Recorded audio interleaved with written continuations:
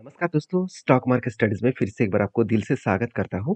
तो आज मैं फिर से आपके सामने कुछ इंपॉर्टेंस कंपनी का अपडेट और उसके टेक्निकली चार्ट पैटर्न्स के बारे में डिस्कशन करूंगा। और हाँ, बहुत इंपॉर्टेंस कुछ न्यूज़ है, इस न्यूज़ को मिस मत करना क्योंकि इस न्यूज़ के माध्यम से आपको पता चलेगा कंपनी कितना दूर तक जा सकते हैं, कितना पॉजिटिवली ग्रोथ कर सकते हैं।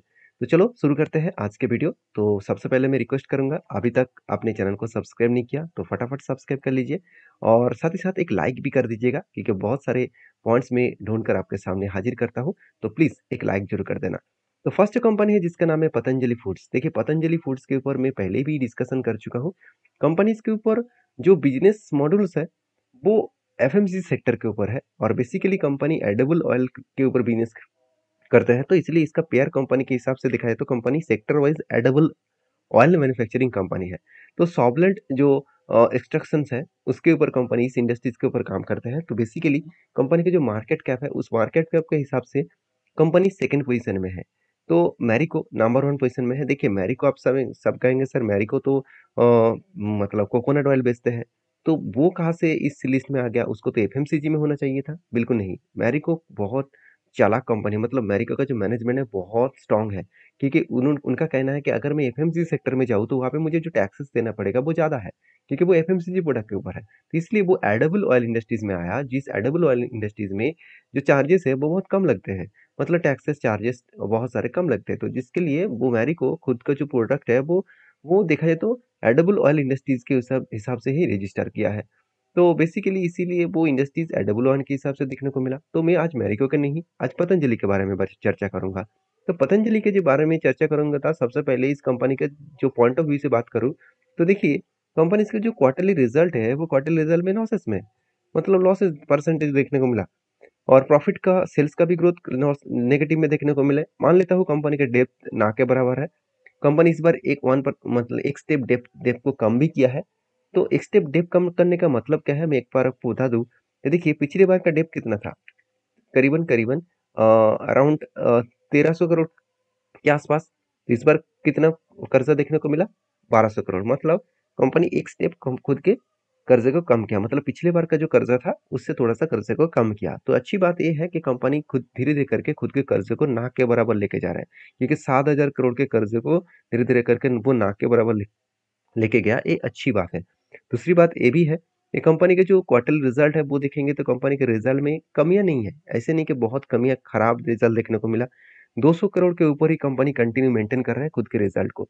तो ये कंपनी के लिए एक स्ट्रांग ग्रोथ है। हाँ, पतंजलि के रामदेव जी ने कुछ मतलब एडवर्टाइजमेंट किए जिसके ऊपर कुछ मतलब सुप्रीम कोर्ट ने उसके ऊपर कुछ आरोप लगाया कि आप बहुत गलत एडवर्टाइजमेंट किया और बहुत मिस एडवर्टाइजमेंट किया, जिसके चलते हर प्रोडक्ट के ऊपर 1 लाख सॉरी 1 करोड़ का फाइन लग सकते हैं। तो इस तरीके से कुछ अपडेट आया था जो मैं आपके साथ शेयर किया। अभी देखिए, पतंजलि के ऊपर एक अपडेट भी है जो मैं आपके साथ शेयर करूंगा।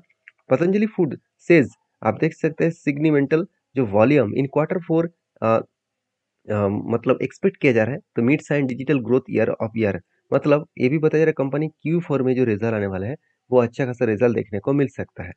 अभी ऐसे इसके बाद इसके बारे में मैं यहाँ पे भी आपको दिखा सकता हूँ।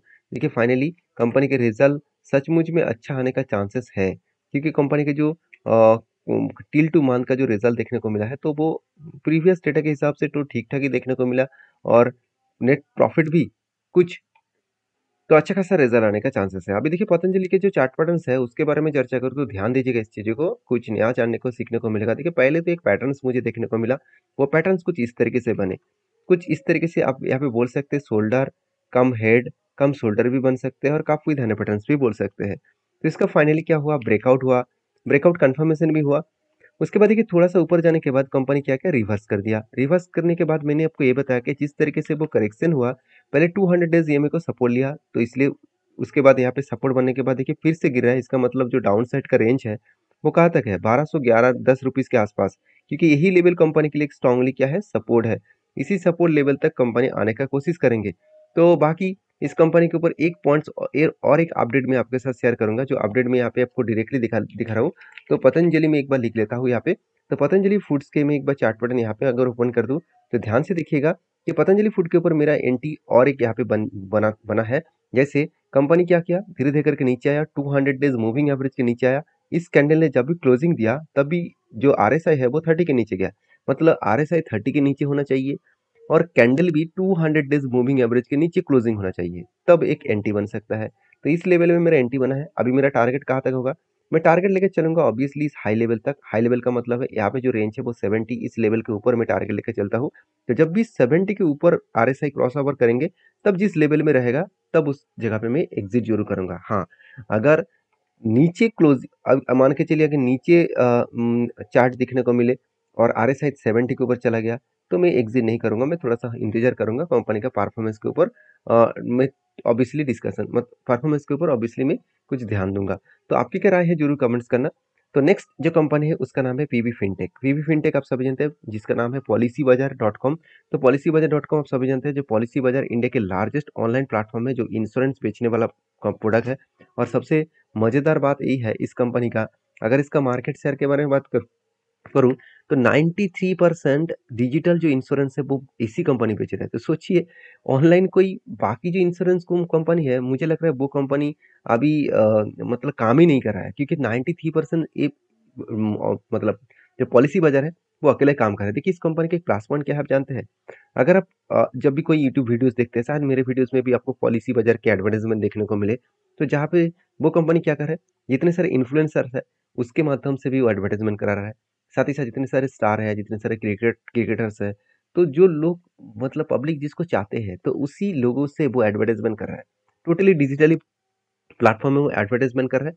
और सबसे बड़ी बात इसका प्लस पॉइंट है, वो हर ज़्यादा से ज़्यादा यूट्यूबर को वो क्या कर रहे हैं, वो हायर कर रहे हैं इस तरीके से एडवर्टाइजमेंट करने के लिए, खुद के पॉलिसीज भेजने के लिए। और बेसिकली देखिए इंडिया में जो टर्म प्लान्स और उसके साथ साथ जो देखा जाए तो हेल्थ इंश्योरेंस, ये दोनों प्रोडक्ट अभी भी उतना ज़्यादा ग्रोथ, उतना ज़्यादा लोग अभी तक नहीं लिया, जिसके कारण ऑब्वियसली इंडिया में बहुत ज़्यादा पोटेंशियल है इस सेक्टर में ग्रोथ होने का। तो मतलब पॉलिसी बाजार अभी तो सिर्फ शुरुआत है, मुझे लगता है अगर आगे बहुत बड़ा बढ़ने का चांसेस है, इसीलिए शायद मुझे लग रहा है एक बहुत बड़ा अपडेट भी है।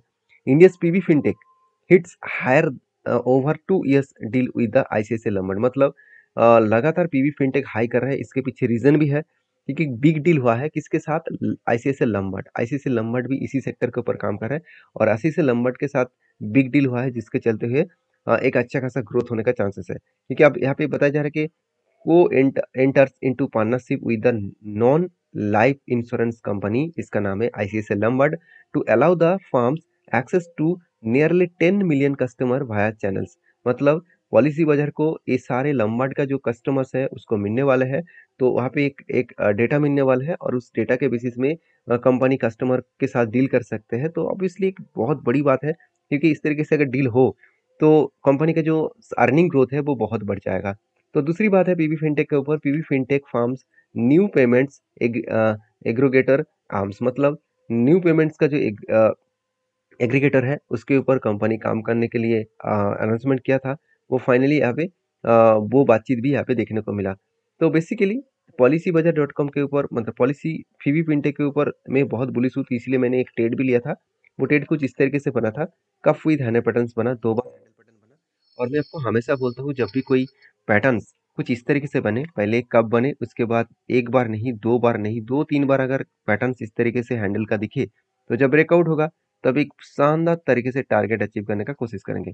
तो फाइनली टारगेट को शानदार तरीके से अचीव किया, और धीरे धीरे करके वो ऊपर जाने का कोशिश करेंगे। और मैं पहले ही बोल चुका था कि जब भी इस तरीके से रेंज को ब्रेकआउट करेगा, मैं टारगेट लेने के लिए जो मतलब हमेशा इंतजार करूंगा, जितना भी कंपनी प्रेशर में रहे, क्योंकि कंपनी का हायर लेवल में स्ट्रांगली एक लाइफ टाइम हाई था, उसी के नीचे टारगेट बना था, तो पॉजिटिविटी था कि इजीली वो टारगेट को अचीव कर पाएंगे।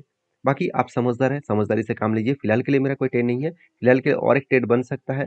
अगर कंपनी लाइफ टाइम हाई को टच करे तब कोई ट्रेड बन सकता है, उस टाइम तक, उस दिन तक मैं इंतजार करूंगा।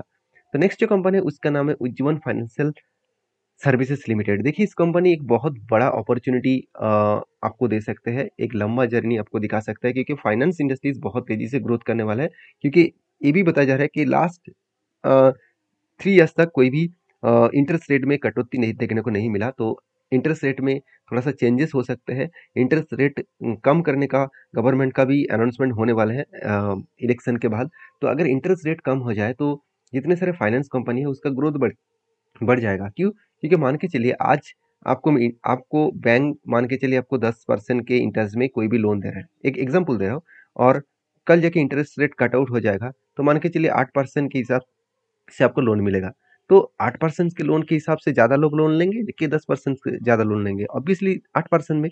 तो ज़्यादा लोग लोन लेंगे तो ज़्यादा कॉर्पोरेट लोन लेंगे और ज़्यादा पब्लिक लोन लेंगे तो ऑब्वियसली फाइनेंस कंपनी का ग्रोथ होगा, क्योंकि इस 10% में मान के चलिए 100 लोग लोन ले रहे थे और इस 8% के मान मान के चलिए 1000 लोग लोन लेंगे, तो ऑब्वियसली कहाँ पे ग्रोथ होगा? ऑब्वियसली इंडिया का ग्रोथ होगा, और जितने सारे फाइनेंस कंपनी इस सेक्टर के ऊपर काम कर रहे हैं फाइनेंस के ऊपर, तो उसका भी ज़्यादा से ज़्यादा ग्रोथ होने का चांसेस है, क्योंकि गवर्नमेंट खुद ही बता रहा है कि अपकमिंग टाइम्स में इंडिया की जो इकोनॉमी है बहुत तेजी से ग्रोथ होने वाला है, और बहुत तेजी से ग्रोथ होने का मतलब है सबसे ज़्यादा फायदा फाइनेंस और बैंकिंग सेक्टर में होने वाला है। तो इसीलिए शायद मुझे लग रहा है कंपनी लगातार खुद को जो सेल्स है, कंपनी का प्रॉफिट है, वो लगातार ग्रोथ करते चले गए। नेट प्रॉफिट भी देखिए 298 से 281 के आसपास प्रॉफिटेबिलिटी मेंटेन्स किया, तो बेस्ट तरीके से एक प्रॉफिटेबिलिटी कंपनी का मेंटेन्स करके आगे बढ़े। तो बेसिकली कंपनी के जो चार्ट पैटर्न है उसके बारे में चर्चा करूंगा, क्योंकि चार्ट पैटर्न बहुत मुझे स्ट्रांगली देखने को मिला। क्योंकि देखिए उज्जीवन स्मॉल फाइनेंस बैंक में मैं यहाँ पे एक बार चार्ट पैटर्न दिखा देता हूँ। यहाँ पे देखिए, यहाँ पे मुझे एक चार्ट पैटर्न्स देखने को मिला, कुछ इस तरीके से पैटर्न्स देखने को मिले। लाइफ टाइम जो इसका हाई था, उस बेसिस में क्या बना, एक कप बना, उसके बाद एक एक नहीं 2 बार हैंडल बना। मैं एक बार आपको ज़ूम करके दिखा देता हूँ, देखिए, 1 बार और 2 बार हैंडल बना, फाइनली ब्रेकआउट हुआ, ब्रेकआउट कन्फर्मेशन भी हुआ। अभी देखिए एक ही रेंज के ऊपर कंपनी ट्रेड कर रहा है और वो नीचे भी आया था, तो इस स्ट्रांगली सपोर्ट को वो रिटेस्ट किया, उसके बाद ऊपर जाने का कोशिश कर रहा है। तो मेरे हिसाब से एक बेस्ट तरीके से सिचुएशन यहाँ पे बनता हुआ देखने को मिल रहा है। अगर मैं टारगेट लेके चलूँ तो मेरा टारगेट बहुत बड़ा होगा यहाँ पे, अराउंड 960 ₹5 के आसपास मैं टारगेट लेके चल रहा हूँ, अराउंड 81% के आसपास टारगेट है।